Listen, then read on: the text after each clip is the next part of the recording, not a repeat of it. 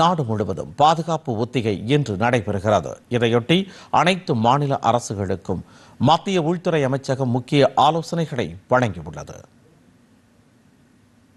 உள்நாட்டு பாதுகாப்பை வலுப்படுத்தும் வகையில் நாடு முழுவதும் இன்று பொதுமக்கள் பாதுகாப்பு ஒத்திகையை மேற்கொள்ள மாநிலங்களுக்கு மத்திய உள்துறை அமைச்சகம் அறிவுறுத்தியுள்ளது. நாட்டின் 244 மாவட்டங்களில் இந்த பாதுகாப்பு ஒத்திகைக்கு ஏற்பாடு செய்யப்பட்டுள்ள நிலையில் உள்நாட்டு பாதுகாப்பு குறித்து பிரதமர் நரேந்திர மோடியுடன் தேசிய பாதுகாப்பு ஆலோசகர் அஜித் தோவல் நேற்று புதுதில்லியில் ஆலோசனை நடத்தினார். நாட்டின் அனைத்து பகுதிகளிலும் பாதுகாப்பை வலுப்படுத்துவது குறித்து பிரதமரிடம் அவர் ஆலோசனை செய்ததாக தகவல்கள் தெரிவிக்கின்றன.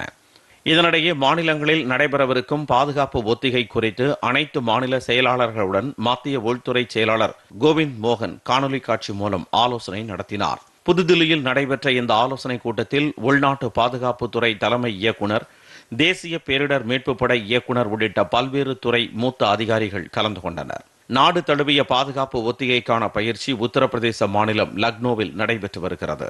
ஒத்திகையின் ஒரு பகுதியாக வான்வழி தாக்குதல் சைரன் சோதனை நடத்தப்பட்டது.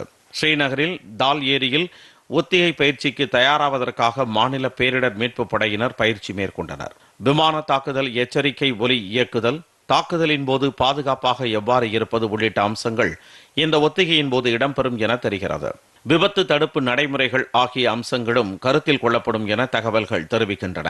தில்லி, சென்னை, மும்பை உள்ளிட்ட முக்கிய நகரங்களிலும் இந்த பாதுகாப்பு ஒத்திகை நடைபெறுகிறது.